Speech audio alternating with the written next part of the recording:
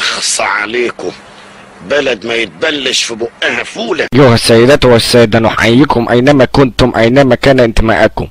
عايزك تتفرج على الحلقة دي كلها وتحكم في الآخر على كل مقاطع جملة واحدة، لأن النقط لما تحطها جنب بعضها تعمل لك دايرة سودة كبيرة.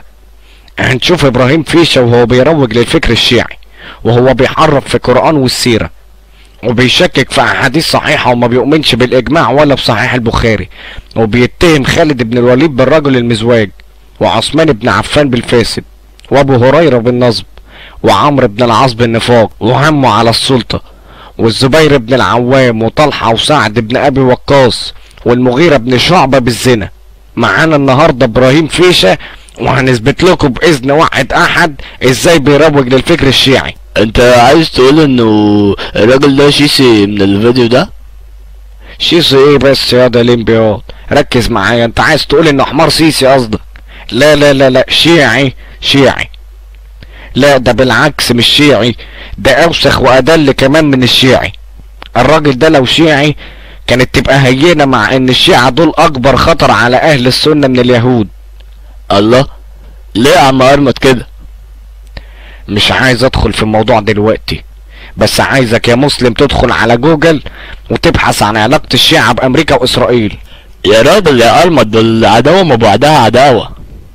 طب عايزك يا ده لمبي تنكش في عمك جوجل وتقرا عن تحالف الشيعة مع امريكا واسرائيل وتشوف التعاون ما بينهم، وتفتكر ان الشيعة دول هم اللي ساعدوا الامريكان في دخول العراق وافغانستان. ما تروحش بعيد، اسأل اهل السنة في العراق عن علاقة الشيعة بالامريكان وشوف هيقولك ايه. طب يا عم الحاج بقى، لما افضل ادخل على جوجل وابحث، سيبك انت من كل الكلام ده. طب ومال ابراهيم فيشة سنة بالجدون وبالكلام ده؟ لو شيعي يا ده لمبي تبقى بلوته منيلة بطين. اما بقى لو مش شيعي فده معناه انه صنف ملعون ألعن من الشيعة، فده بكده بيحارب الاسلام من اي مدخل لمجرد محاربة الاسلام عن طريق الفكر الشيعي، اللي هم عندهم الصحابة دول ايه؟ كفار. مستعد يا ده لمبي؟ جبت الترنج؟ ايوه معاك يعني جاهز، يلا خش يا عمنا.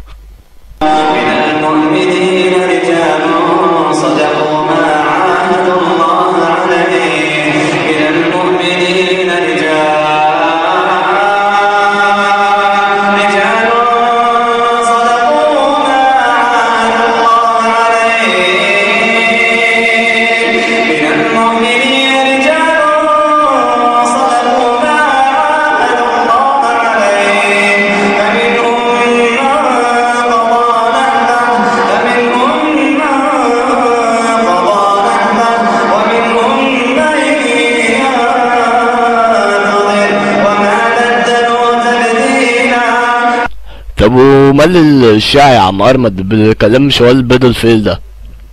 انت يا ده لمبي ما تعرفش ان الشيعة كل همهم التشكيك في نقل سنة رسول الله عن طريق الطعن في الصحابة؟ لا والله العظيم ولا اعرف اي حاجة عنهم غير ان ايران دي هي اللي مدوخة امريكا واسرائيل. طب شوف يا لمبي بقى وركز معايا، الشيعة دول عندهم الصحابة واهل السنة ألعن من اليهود، والدليل انهم بيدعوا على الصحابة في الصلاة بتاعتهم بدل ما بيدعوا على اليهود. بس اسمع الحديث ده انت الاول. عن ابي هريرة رضي الله عنه قال: قال رسول الله صلى الله عليه وسلم: لا تسبوا اصحابي، لا تسبوا اصحابي، فوالذي نفسي بيده لو ان احدكم انفق مثل احد ذهبا ما ادرك مد احدهم ولا نصيفه. نشوف بقى الشيعة بيدعوا للسيدة فاطمة رضوان الله عليها وبيلعنوا سيدنا ابو بكر الصديق رضي الله عنه. ولعن أعداءهم.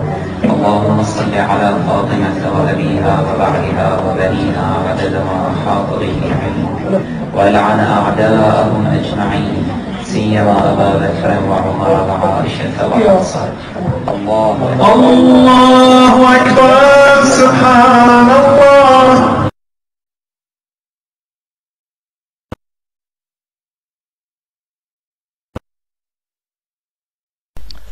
شكرا للتحية وصاحب التحية اللي جاية من النبطش اللي واقف بيحيي قدام الإمام في الصلاة على المرسح ده. الله يخرب بيت أبو اللي جابكم يا أخي. دول بيلعنوا سيدنا عمر وبيلعنوا سيدنا أبو بكر في الصلاة بدل ما يدعوا على اليهود. أنا أول مرة أشوف ناس بتدعي على ناس ميتة، ما بالك بقى بالصحابة. ليه كده يا عم قرمة السواد بتاع أمامهم ده؟ واللي بيدعوا للسيدة فاطمة وبيلعنوا سيدنا أبو بكر. يا ده لمبة عندهم حجة لكل صحابي بيلعنوه من قصص ألفوها، يا إما واخدينها من مصادر أي كلام، يا إما أم سكسكة زنبلك حلمت بيها. وتلاقي في كلاب ليهم بيرددوا كلامهم ده وبيحاولوا ينشروا الفكر ده، زي مثلا إنهم بيلعنوا سيدنا أبو بكر رضي الله عنه. ليه؟ لأن السيدة فاطمة ماتت وهي غضبانة عليه. تعال نشوف إبراهيم شنب الجدون وترويجه لقصص الشيعة. مشهد جلل رهيب. بنت النبي بتقول له سيدنا محمد قال رضا فاطمة من رضاي وسخط فاطمة من سخطي، وبتقول لأبو بكر بتقول له انه انا هأشهد الله سبحانه وتعالى ان انا ساخطة عليك وغاضبة منك، ولما هروح يوم القيامة ولما التقي بالنبي في بعد موتي هأشهده على أنني ساخطة عليك كارهة لموقفك ورأيك.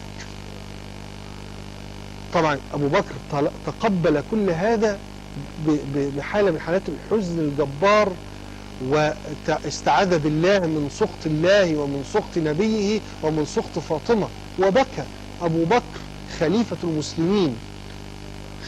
المسلمين بكى حتى كادت نفسه أن تزهق، حتى تصوروا أنه هيغمى عليه. ده زادت بقى السيدة فاطمة وأضافت وقالت لأدعون الله تعالى عليك في كل صلاة أصليها، وقالت لأدعون الله تعالى عليك في كل صلاة أصليها، وقالت لأدعون الله تعالى عليك في كل صلاة أصليها. ايش خيال للناس. شفت ارمت وهو مندمج كأن حملاته كانت حضرة الموقف ده وشافته بنضارة الدفاع ده اللي لابسها دي، مع انه هذا لمب بيردد الكلام زي البغبغانات وقراطيس الجوافة اللي ماشي متساق وراهم. نشوف الكلام ده من اللي بيقوله. النبي ما عنده بنت غيري ولا عنده ولد، انا بنت رسول الله، فانا اولى بهذا الارث، لان تعرف الزوجة لا ترث من الارض لكن الاولاد شرعا يرثون من الارض. فالزهراء قالت الارض ارضي، اذا هي ارث النبي. قالوا لها لا، النبي ما يورث. السيدة الزهراء صعدت على المنبر في خطبتها المعروفة، توجهت لأبي بكر باعتبار أبو بكر قاعد، الصحابة كلهم قاعدين، قالت له يا ابن أبي قحافة أفي كتاب الله ترث أباك ولا أرث أبي؟ اللي أبي أقول الزهراء عليها السلام أيها المشاهد بنت رسول الله ماتت وهي غاضبة. شفنا الكلام بتاع الشيعة وهما بيقولوا ان السيدة فاطمة ماتت وهي غضبانة على سيدنا ابو بكر رضي الله عنه، لكن فشك منه بياخد فلوس زيادة شوية، فقام قايل ايه؟ ان السيدة فاطمة كانت بتدعي على سيدنا ابو بكر في الصلاة. وقالت لأدعون الله تعالى عليك في كل صلاة أصليها. ندخل بقى على السيدة عائشة ونشوف ابو جهل العصر بيقول ايه عن ام المؤمنين رضوان الله عليه.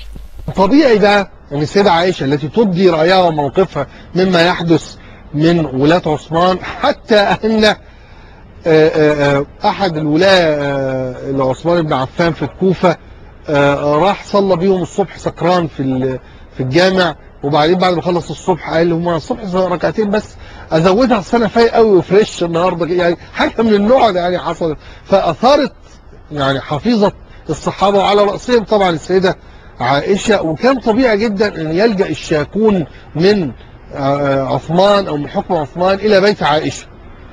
لجأوا الكثير من كبار الصحابه، لكن هم لجأوا اليها بعد ان قدموا، وكثير من اصحاب الشكوى قدموا على الخليفه فتبرم منهم الخليفة أو حاشية الخليفة، وحصل اتهام من الأهل ومواطني مصر يعني ضد حاكمها وواليها من قبل السيد عثمان. فطول ما كانوا يروحوا يلاقوا الباب مسدود عند عثمان يستجيروا بمين؟ يستجيروا ببيت النبي. مين في بيت النبي؟ السيدة عائشة.